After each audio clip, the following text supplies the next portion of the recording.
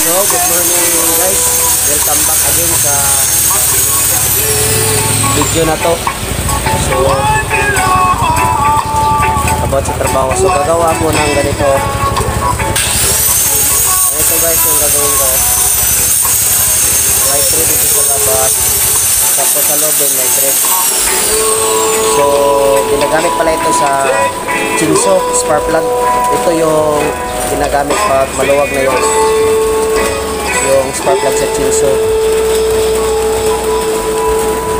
So, let's go!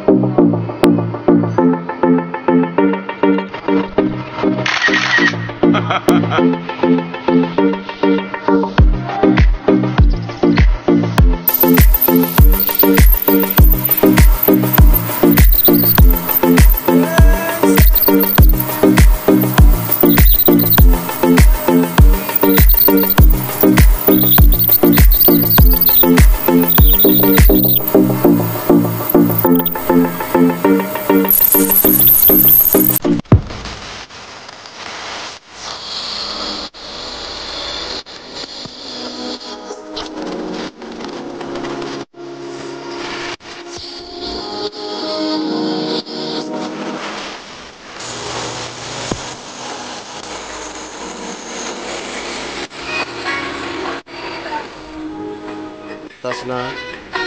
So, ang purpose pala ng butas is dito yung nilalagay yung spark plug. So, lalagyan ko yan ng thread mamaya dyan sa loob dyan para sa spark plug. So, yun lang.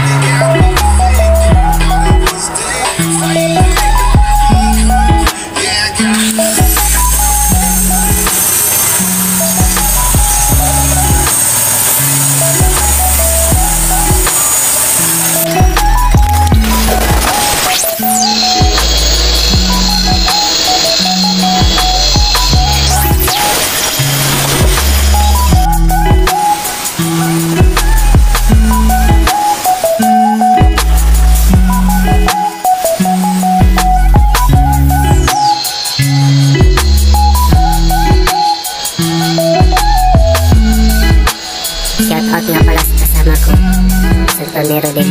Itong nakablo dito sa Bulimento.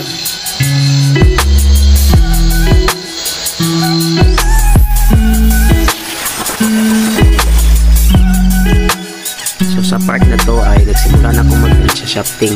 So may closer video pala ako, mapapanood nyo ngayon. So ito pala yung closer video kung paano mag-treat.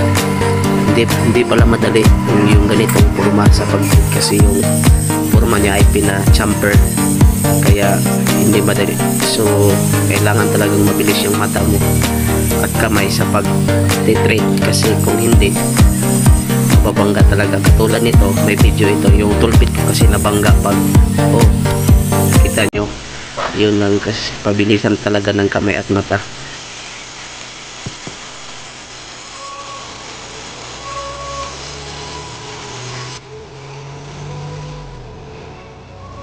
So guys, yung hinahawakan ko pala ngayon ay isa itong pang thread. Tawag nito ay hand tap. Kasi pareha sila ng thread ng spark plug sa chainsaw. So ito ay 14mm na hand tap. So guys, so paggawa ng thread sa inside nito is di mano lang using hand tap 14mm kasi 14mm ang size ng spark plug sa chainsaw, kaya ito yung ginamit ko.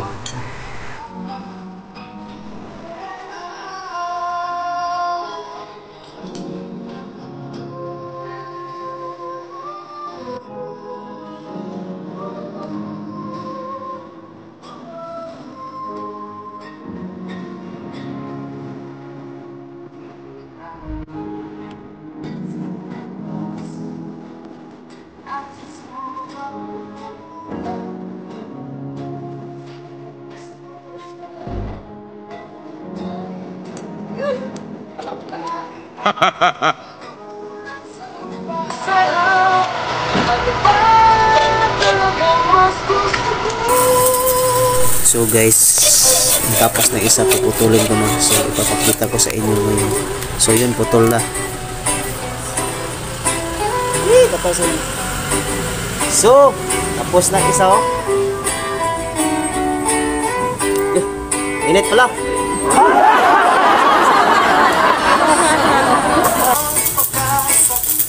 Ang isa, ito lang. So, dalawa na sila. So guys, 20 pieces pala yung order sa akin ng taga Chainsaw Repair na kailangan ko i-fabricate ngayong araw. Sana matapos ito. So ito na pala yung 20 pieces na fabricate ko, mga kabakal idol guys, is Kuya.